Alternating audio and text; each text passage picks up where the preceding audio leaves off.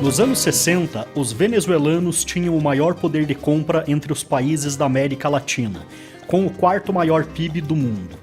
E assim passaram a ser conhecidos como os milionários da América. Apesar de ser um grande produtor de petróleo desde os anos 30, foi entre as décadas de 50 a 80 que a Venezuela deu um grande salto na industrialização do petróleo e passou a ser conhecida como Venezuela Saudita, em comparação aos países árabes. Por quase 4 décadas, ela foi o país mais rico da América Latina, chegando a ser considerado mais próspero do que nações como Canadá, Austrália e Suécia, e crescendo em uma taxa média de 4,3% ao ano. Porém, nos últimos anos, sua economia entrou em total declínio. Atualmente, sua inflação é superior a 4.000%, mas já chegou a 80.000% em 2018, acumulando um recorde de mais de 1,5 milhão durante um ano. 79% de sua população vive em condições de extrema pobreza. Quem tinha condições abandonou o país em busca Nos 8 anos em que fui presidente do Brasil, tive a oportunidade de conviver com Nicolás Maduro, que era ministro das Relações Exteriores da Venezuela. Maduro se destacou brilhantemente na luta para projetar a Venezuela no mundo e na construção de uma América Latina mais democrática e solidária. Teve um papel decisivo na formação da Unasul e da CELAC, e sempre foi visível sua profunda afinidade com nosso querido e saudoso amigo Hugo Chávez. Os dois compartilhavam as mesmas ideias sobre o destino de nosso continente e os grandes problemas mundiais. Mais do que isso, Chávez e Maduro tinham as mesmas concepções em relação aos desafios que a Venezuela tinha pela frente, em defesa dos mais pobres.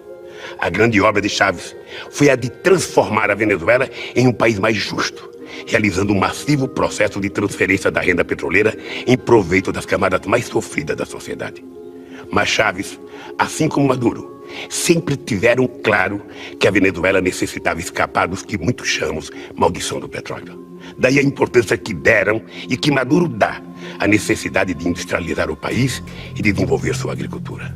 Demos passos conjuntos nessa direção e estou seguro que Maduro, como presidente, será capaz de realizar esta meta de Chávez. A decisão de escolher um novo presidente caberá exclusivamente ao povo venezuelano. Não quero interferir em um assunto interno da Venezuela, mas não posso deixar de dar meu testemunho em nome do futuro deste país tão querido do povo brasileiro, mas também em nome do Mercosul, no qual a Venezuela acaba de ser recebida. Uma frase resume tudo o que sinto. Maduro, presidente, é a Venezuela que Chávez sonhou. Caracas, capital da Venezuela, já foi uma das mais modernas e ricas da América Latina. Os prédios eram altos e modernos para a época, as rodovias largas, os hotéis eram do mais alto luxo, preparados para receber turistas de todo o mundo para um paraíso tropical no Caribe. Esse cenário parece inimaginável quando comparamos com a situação atual do país. Suas praias estão abandonadas. Balneários que antes eram refúgios de milionários, hoje estão tomados por gangues violentas patrocinadas pelo governo. O país convive com a hiperinflação, miséria e escassez de alimentos e remédios. Todos esses problemas foram gerados nos últimos anos sob o governo do ditador de esquerda Nicolás Maduro. Atualmente, a frase mais comum entre os venezuelanos é: éramos felizes e não sabíamos. Ahora, decir que Venezuela es una dictadura es una estupidez histórica y quien lo diga es un estúpido. Quien sea. Em entrevista a uma rádio de seu país, José Mujica comparou a situação atual da Venezuela à de regimes totalitários como os da China e da Arábia Saudita. Pela primeira vez, ele classificou o governo de Nicolás Maduro como uma ditadura. Es una dictadura, sí. Y en la situación que está, no hay otra cosa que dictadura. Pero dictadura hay en Arabia Saudita, con un rey absoluto. La dictadura hay en Malasia, matan 25 tipos por día. Dictadura. ¿Y la República Popular China? relações com os países bolivarianos, com a Venezuela. Qual é a O Brasil vai se integrar com seus vizinhos e não se meterá nos assuntos domésticos de cada um deles. Mesmo que viole os direitos humanos, seja uma ditadura. A juízo de quem? O senhor acha que a Venezuela é uma democracia? A Venezuela é uma democracia tão democrática quanto a brasileira e a americana. Pera um pouquinho, aí é demais.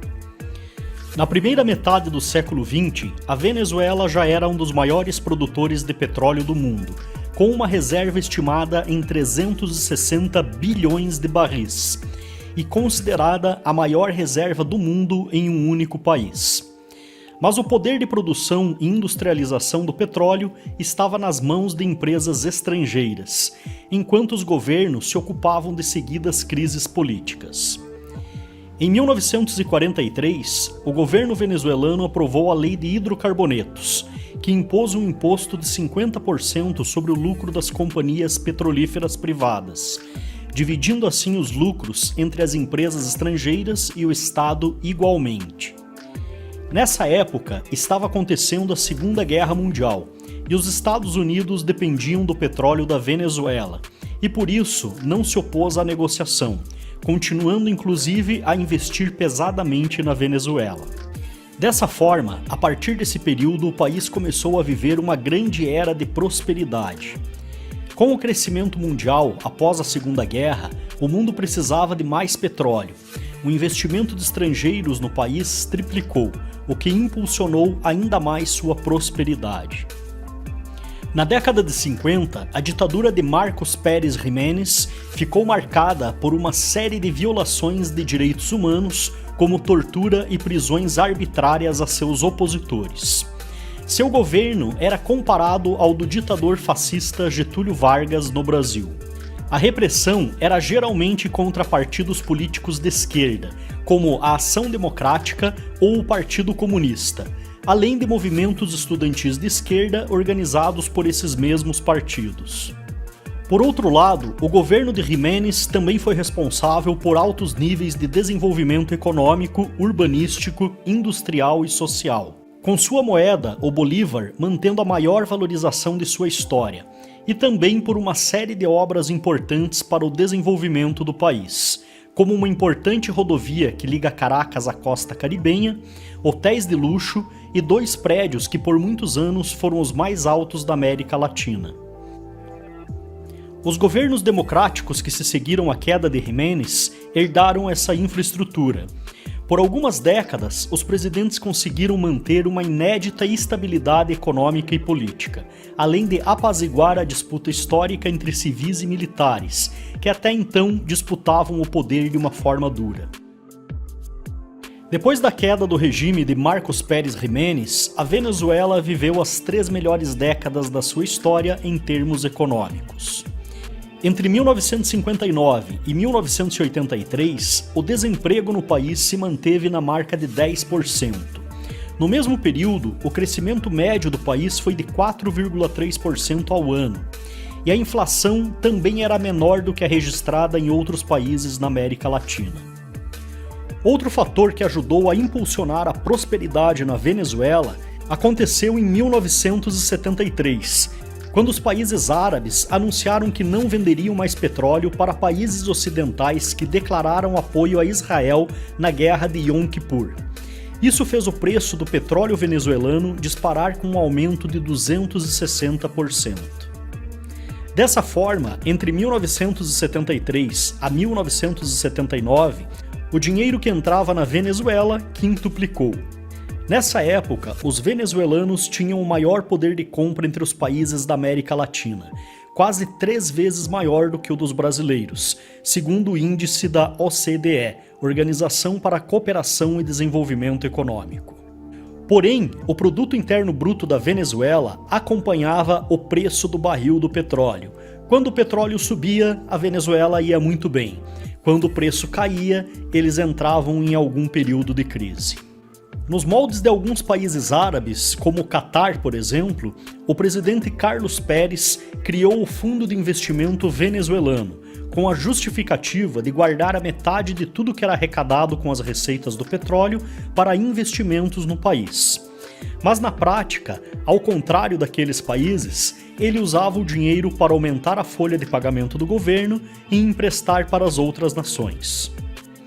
No auge do preço do petróleo, em 1976, Pérez estatizou diversas companhias privadas estrangeiras, criando a PDVSA, ou PDVSA, como também é conhecida, uma empresa petrolífera governamental. Nessa época, a participação do petróleo nas receitas do governo já chegava a 81%, ou seja, a Venezuela dependia quase que exclusivamente desses recursos. Esse foi um dos maiores erros da Venezuela, não aproveitar os períodos de fartura para reinvestir em novas fontes de receita para o país.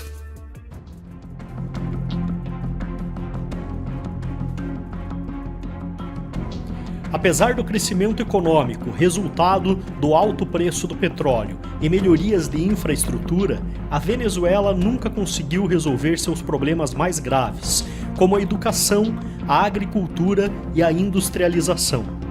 Outro problema histórico voltou a aparecer: a corrupção de políticos e servidores públicos. Em 1983, o país passou a enfrentar uma crise econômica com a queda do preço do petróleo em mais de 50%. A pobreza voltou a crescer exponencialmente depois de 3 décadas, e ao invés de novamente investir em ações que fomentassem a economia, a indústria, a agricultura e a educação, os políticos resolveram aumentar os gastos com programas sociais, enquanto esperavam o preço do petróleo voltar a subir. Mas isso não aconteceu. Os gastos do governo não paravam de crescer e o dinheiro não voltava aos cofres públicos. Dessa forma, a dívida externa do país dobrou em menos de 5 anos, atingindo mais de 7 bilhões de dólares. Para financiar essas despesas, o governo começou a utilizar o dinheiro da estatal PDVSA.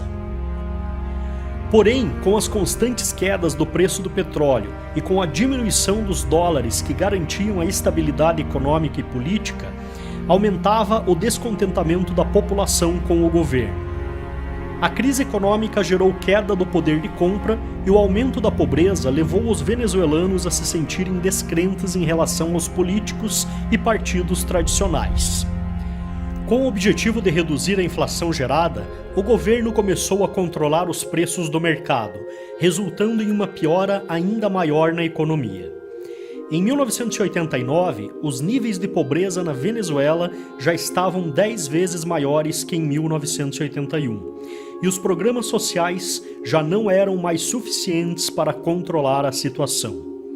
Nesse ano, o presidente Carlos André Pérez voltou a ser eleito e adotou novamente uma agenda liberal para tentar reverter a situação, reduzindo gastos públicos, congelando salários, desregulando o sistema financeiro, reduzindo impostos e aprovando uma lei de privatizações para reduzir o tamanho do Estado na economia. O plano era muito bom, mas tudo isso falhou, pois a Venezuela não estava preparada. Sua indústria era fraca, não conseguia concorrer com os produtos importados mesmo com a liberalização da economia. O país continuava dependendo quase que exclusivamente do petróleo, não tinha agricultura e dependia de importações. Além disso, vivia também uma enorme instabilidade política, com várias tentativas de golpe acontecendo simultaneamente, estimuladas por partidos de esquerda que queriam tomar o poder, como o Grupo Terceiro Caminho, formado por ex-guerrilheiros terroristas das Forças Armadas de Libertação Nacional, e pelo MBR-200, liderado pelo militar Hugo Chávez. Outro erro grave nos planos do governo de Pérez foi a desregularização do mercado financeiro, o que fez com que os juros dos bancos saltassem para 12% na época, dificultando o acesso a crédito para as empresas se financiarem e se recuperarem. Assim, mesmo com as contas públicas apresentando melhoras, a situação do país piorou, com o aumento da pobreza, desemprego e queda do poder de compra. Todos esses fatores levaram a um grande ato público contra o governo, liderado por Hugo Chávez e pelo Terceiro Caminho, que foi chamado de Caracazo. Violentas manifestações de rua com depredação do patrimônio público e privado e saques feitos pela população não deram alternativa ao governo, que precisou convocar as Forças Armadas para intervir. Los saqueadores hacían de las suyas, robando todo lo que podían cargar hacia sus casas. Sintomáticamente, la gente no entró a robar en joyerías ni casas de cambio. Los grupos atacaban los supermercados, las tiendas de comida, de ropa, de zapatos, de artículos para el hogar. Al amanecer del martes 28, Caracas era un caos. Com todo esse cenário de crise e com o apoio de parte da população que estava revoltada, Chávez encontrou a justificativa para que, junto com seus partidários de esquerda, se mobilizassem no dia 4 de fevereiro de 1992, com o objetivo de derrubar o governo através de um golpe militar. Yo, ante el país y ante ustedes, asumo la responsabilidad de este movimiento militar bolivariano. Nosotros acá en Caracas no logramos controlar el poder. Ustedes lo hicieron muy bien por allá, pero ya es tiempo de evitar más derramamiento de sangre, ya es tiempo de reflexionar y vendrán nuevas situaciones y el país tiene que enrumbarse definitivamente hacia un destino mejor. Porém, a tentativa de golpe também fracassou. Hugo Chávez foi preso e cumpriu 2 anos de pena, e ao ser libertado, passou a fazer parte do Foro de São Paulo e seguir todas as práticas determinadas por essa organização. O Foro de São Paulo é uma organização que reúne partidos políticos e movimentos de esquerda. Foi criado em 1990 por Luiz Inácio Lula da Silva e Fidel Castro, a partir de um seminário internacional promovido pelo Partido dos Trabalhadores que aconteceu no Brasil e que contou com a participação de partidos e organizações de esquerda e também de grupos narcoterroristas de toda a América Latina e Caribe, com o objetivo de unir a esquerda para tomar o poder. Companheiros e companheiras, em 1990, quando criamos o Fórum de São Paulo, nenhum de nós imaginava que em apenas 2 décadas chegaríamos onde chegamos. Naquela época, a esquerda só estava no poder em Cuba.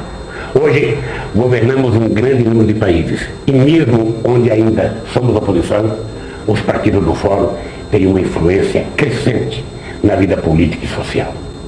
Os governos progressistas estão mudando a face da América Latina.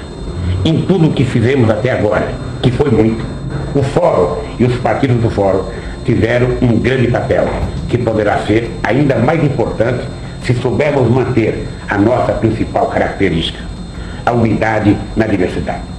Quero me despedir de vocês, dizendo que gostaria muito de estar aí, não apenas para integrar a delegação do Partido dos Trabalhadores, mas também para dar um forte abraço no meu companheiro Hugo Chávez.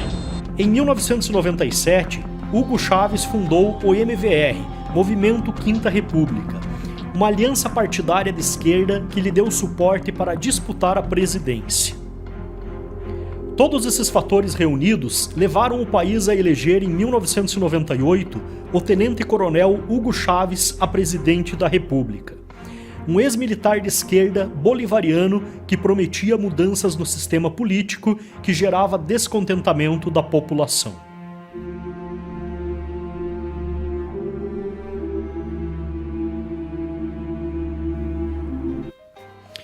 Com a queda da ditadura militar em 1958, os 3 grandes partidos venezuelanos, a Ação Democrática, AD, de centro-esquerda, a União Republicana Democrática, URD, de centro, e o Democrata Cristão Comitê de Organização Política Eleitoral Independente, criaram um acordo político chamado Pacto de Punto Fijo. O propósito do acordo era assegurar a estabilidade política do país, após a derrocada da ditadura de Marcos Pérez Jiménez. Mas na prática, serviu para manter algumas poucas famílias alternando o poder de 5 em 5 anos, até os anos 1990. Ainda com um posicionamento muito forte das ideologias de esquerda, os partidos do Pacto de Punto Fijo determinaram como agenda a estatização do setor petroleiro, a reforma agrária, grandes obras públicas e a ênfase em programas sociais. Uma política muito parecida com a que foi feita no Brasil anos depois, durante os governos do PT, e que teve como consequência o aumento descontrolado do Estado e dos gastos públicos. O Pacto de Punto Fijo excluía o Partido Comunista da Venezuela, que não podia concorrer às eleições. Isso levou os comunistas, que lideravam grupos paramilitares e terroristas, como as Forças Armadas de Libertação Nacional, a mudarem seus planos. Ao invés de usar como estratégia as guerrilhas e o terrorismo, começaram a se infiltrar nas Forças Armadas. Dessa forma, acreditavam que no momento certo poderiam tomar o poder constitucionalmente, utilizando o poder do exército e o descontentamento da população. As Forças Armadas de Libertação Nacional também se legalizaram e mudaram seu nome para Terceiro Caminho, e um dos líderes desse novo movimento foi Adán Chávez, irmão mais velho de Hugo Chávez. Adán também foi o grande mentor de Hugo Chávez, e foi nessa época que, aos 17 anos, Hugo se infiltrou também no exército. Com o objetivo de se tornar um oficial, ingressou na Academia Militar da Venezuela, graduando-se no ano de 1975 em Ciências e Artes Militares. Os anos se passaram e o Pacto de Punto Fijo, que permitiu à Venezuela 30 anos de estabilidade política, falhou. O equilíbrio político do país se rompeu com o desenvolvimento de uma intensa corrupção e a diminuição dos rendimentos advindos do petróleo. O país entrava em uma das piores crises políticas, econômicas e sociais. E esse parecia o momento certo para o agora tenente-coronel Hugo Chávez entrar em cena. Após o fracasso da tentativa de golpe militar em 1990 e a vitória nas eleições para presidente em 1997, Chávez iniciaria uma nova era na Venezuela, que dura até os dias de hoje. Hoy iniciamos un nuevo segmento en que vemos lo que nos dijeron los políticos en el pasado para ver si han cumplido sus promesas, y encontramos esta entrevista de 1998 en que Chávez miente por lo menos 3 veces. Como verán, lo que dijo en ese momento ya no lo cumplió cuando llegó a la presidencia. Dijo, por ejemplo, que no nacionalizaría empresas y las nacionalizó. Dijo que no tomaría el control de los medios de comunicación y lo hizo. Y hasta le llamó dictador a Fidel Castro. Ahí está la entrevista. Comandante, déjeme hablarle sobre el miedo que usted genera en muchísimas personas. En el exterior hay gente que le tiene miedo. Usted sabe eso, ¿no? No sé por qué. Bueno, primero, dicen que no es demócrata. ¿Usted está dispuesto a entregar el poder después de 5 años? Claro que estoy dispuesto a entregarlo, no solamente después de 5 años, yo he dicho que incluso antes, porque nosotros vamos a proponer aquí una reforma constitucional, una transformación del sistema político para tener una democracia verdadera, mucho más auténtica. Si, por ejemplo, yo a los 2 años resulta que soy un fiasco, un fracaso, o cometo un delito, un hecho de corrupción o algo que justifique mi salida del poder antes de los 5 años, yo estaría dispuesto a hacerlo. ¿Nacionalizaría algún medio de comunicación, algún medio privado? No, basta con el medio de comunicación que tiene el Estado hoy. El Estado tiene el Canal 8 venezolana de televisión. Hay que repotenciarlo, ponerlo a trabajar en función de la educación nacional, de los valores nacionales. Los demás canales, yo tengo las mejores relaciones con ellos, con los medios de comunicación. Deben seguir siendo privados. Más bien estamos interesados en que se amplíen, se profundicen. ¿No hay intención de nacionalizar absolutamente nada? No, absolutamente nada. Incluso hemos dicho, nosotros estamos dispuestos a darle facilidades aún más de las que hay a los capitales privados internacionales para que vengan aquí a invertir en las más diversas áreas: agricultura, agroindustria, petroquímica, industria gasífera, todo lo que es el desarrollo del país, que tenemos vea que tenemos un proyecto bastante ambicioso que necesitará de la inversión privada. Yo aprovecho para hacer un llamado a todo el mundo. Yo no soy el diablo, yo soy un hombre que va con los mejores lazos de hermandad a trabajar conjuntamente con todos los países de América Latina, de Norteamérica e do mundo inteiro. Quando concorreu ao governo, Chávez manteve um discurso de democrata, mas ao contrário do que prometeu, depois de eleito, começou a alterar a Constituição e as leis para se consolidar no comando do país. Assim como no Brasil, Lula aproveitou o dinheiro da alta das exportações de commodities para convencer a população de que a melhoria na economia era resultado das políticas implementadas por seu governo, Chávez se beneficiou de uma nova alta global do preço do petróleo, que fez o país voltar a crescer em uma média de 8% ao ano. com queda de 25% na pobreza e melhoria na qualidade de vida da população, o que o tornou, na época, o político mais popular da história da Venezuela. Porém, esses resultados não eram graças à sua administração, e sim a fatores externos que elevaram o preço do petróleo. Também da mesma forma que Lula fez no Brasil, utilizando o dinheiro das commodities para se promover, para corromper políticos e empresários e assim perpetuar seu projeto de poder, Chávez aproveitou a chuva dos chamados petrodólares para financiar programas sociais e promover importações de praticamente tudo que era consumido no país, mantendo assim uma grande parte da população sob seu controle e apoiando seu governo. Enquanto isso, continuava mudando as leis e a própria Constituição, para assim perpetuar o bolivarianismo no poder. Os primeiros anos do seu governo coincidiram com uma época de fartura para a Venezuela, mas queriam cobrar um alto preço para o país e sua população no futuro. Durante seu governo, suas políticas equivocadas socialistas e bolivarianas aumentaram as despesas governamentais em proporção ao PIB, que subiram 40%. Os gastos com programas sociais triplicaram e a dívida pública aumentou 107%. A corrupção também aumentou e a política bolivariana, chamada por Chávez de o socialismo do século XXI, estimulou a fuga de empresários e investidores do país, tornando a Venezuela cada vez mais dependente do petróleo, mais do que em qualquer outra época da sua história. Em 2002, já com uma considerável parcela da população contrária a seu governo, Chávez sofreu uma tentativa de golpe militar que fracassou. A partir daí, começou a utilizar esse acontecimento como uma justificativa para atacar os Estados Unidos e declarar os membros da oposição e da imprensa como seus inimigos. Fechou a maior emissora de comunicação do país, a Rádio Caracas Television, e reformou a Corte Suprema, ampliando o número de juízes de 20 para 32, incluindo assim 12 novos juízes bolivarianos indicados por ele.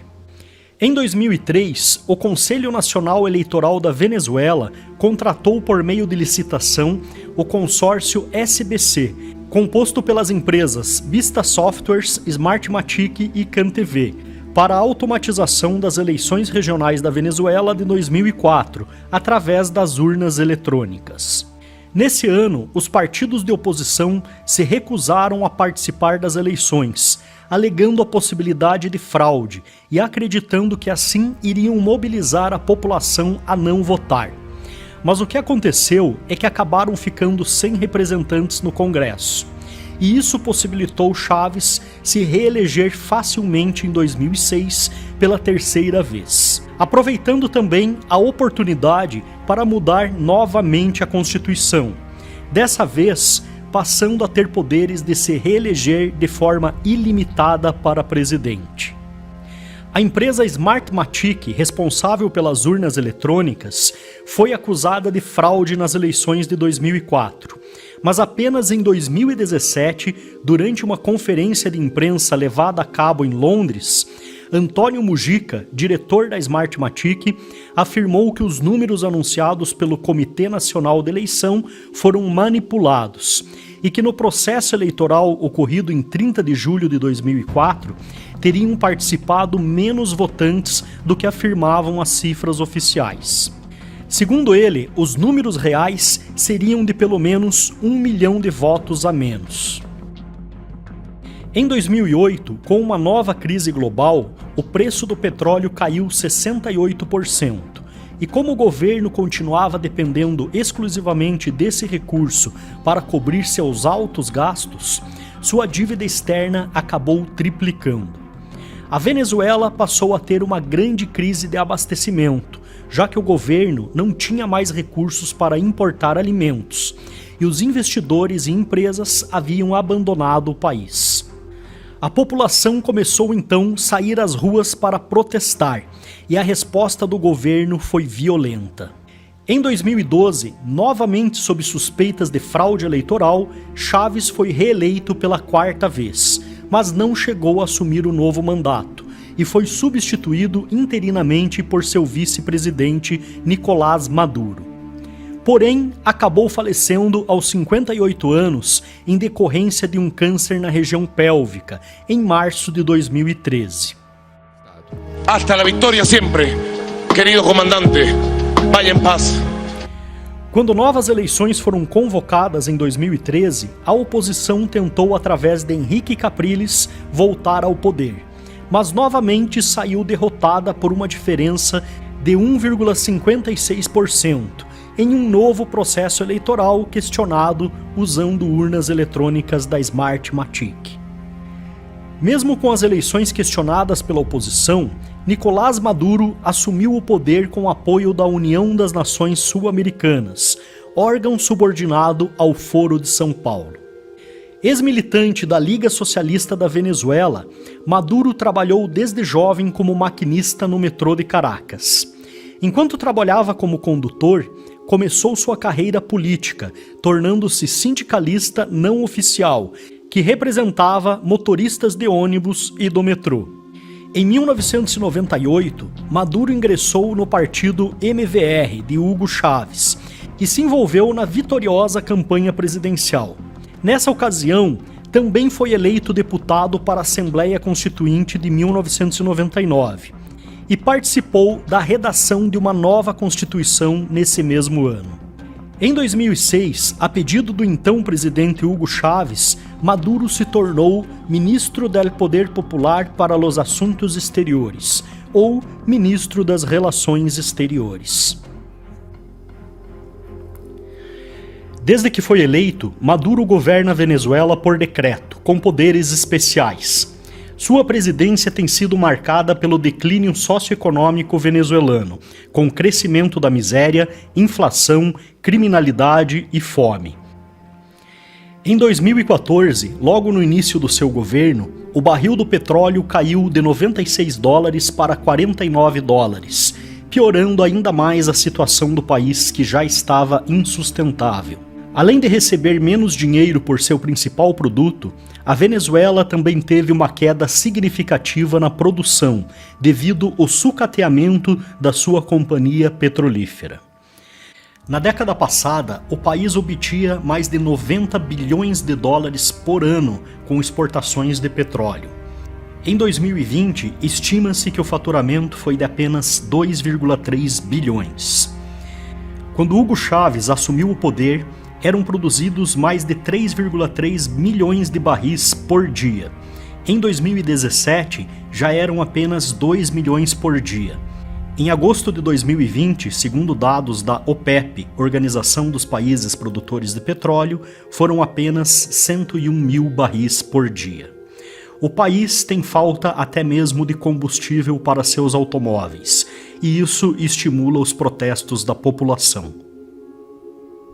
Tentando conter o colapso em 2016, o ex-maquinista de metrô, agora presidente da República Bolivariana, aumentou o controle de preços para supostamente controlar a inflação, acelerou a estatização de empresas privadas e aumentou a quantidade de dinheiro em circulação em 73.000%, imprimindo cada vez mais moeda. Entre os governos de Chávez e Maduro, mais de 1.000 companhias foram estatizadas, inclusive empresas brasileiras, como unidades da Petrobras que atuavam no país. Isso contribuiu para a fuga de capitais, desemprego, sucateamento das indústrias venezuelanas e, por consequência, agravamento da crise. A escassez de produtos de subsistência na Venezuela e uma queda considerável no índice de qualidade de vida no país resultou numa série de protestos populares a partir de 2014, que foram aumentando de intensidade com o tempo.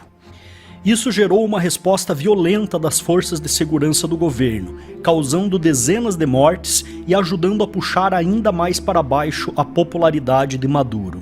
Essa impopularidade levou a oposição a vencer as eleições parlamentares de 2015 e dominar a Assembleia Nacional. Porém, Maduro conseguiu contornar a autoridade do Legislativo e manter seu poder total através da Suprema Corte e os tribunais eleitorais, junto com outros corpos políticos, todos dominados por seus apoiadores, contando também com o apoio dos militares. Para acabar com a oposição em 2017, Maduro conclamou uma nova Assembleia Constituinte, enchendo-a com seus partidários e removendo os poderes da Assembleia Nacional eleita pelo povo, que era dominada pela sua oposição. Dessa forma, o seu poder se tornaria completo. Esses movimentos antidemocráticos levaram seu governo a condenações dentro e fora da Venezuela, com várias nações, como os Estados Unidos, por exemplo, impondo sanções contra o país. Apesar de seu governo completamente desastrado e cada vez mais fechado para o mundo, Maduro afirma que a culpa do colapso do país é da especulação de uma suposta guerra econômica, imposta à nação pelos seus oponentes internos e externos. Dessa forma, todos passaram a ser seus inimigos, incluindo Brasil e Estados Unidos, tidos como os maiores vilões. Em maio de 2018, foi reeleito para um mandato de 6 anos em uma nova polêmica eleição, que não foi reconhecida pela oposição, nem pela Organização dos Estados Americanos e muito menos pela União Europeia. Países como Estados Unidos e Brasil também consideraram as eleições fraudulentas. Mesmo assim, em janeiro de 2019, Maduro foi empossado para um novo mandato, o que acabou gerando uma grave crise política interna, com a Assembleia Nacional eleita pelo povo não reconhecendo a posse do presidente e várias nações do mundo removendo seus embaixadores de Caracas como protesto. Para a oposição, Nicolás Maduro estava efetivamente transformando a Venezuela numa ditadura sob o seu comando. A fome fez os venezuelanos perderem em média 11 quilos. A violência esvaziou as ruas das grandes cidades. E a situação provocou um êxodo em massa para países vizinhos, como a Colômbia e o Brasil. Um relatório de julho de 2018 da Organização Internacional para Migrações aponta que pelo menos 50 mil pessoas se fixaram no Brasil vindas da Venezuela até abril de 2018, um aumento de mais de 1000% em relação a 2015. O número leva em conta também pedidos de asilo e de residência. O país vive a maior crise e a maior recessão da sua história sob o governo bolivariano socialista de Nicolás Maduro.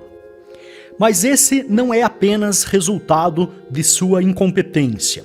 Também é o resultado de mais de 20 anos de um governo de esquerda imposto pelo Foro de São Paulo, com suas políticas sociais, seu populismo e sua luta pelo anticapitalismo. Precisamos então responder à pergunta feita no início desse vídeo. Será que realmente existe a possibilidade do Brasil acabar se tornando uma Venezuela? Sim, apesar de termos uma situação bem diferenciada, com um país com uma agricultura bastante forte, recursos minerais e recursos naturais e razoavelmente industrializado, nós já vivemos crises que quase nos levaram a uma situação crítica.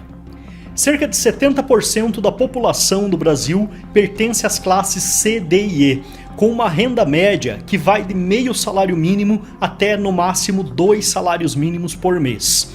E eles são totalmente dependentes dos seus empregos para sobreviver.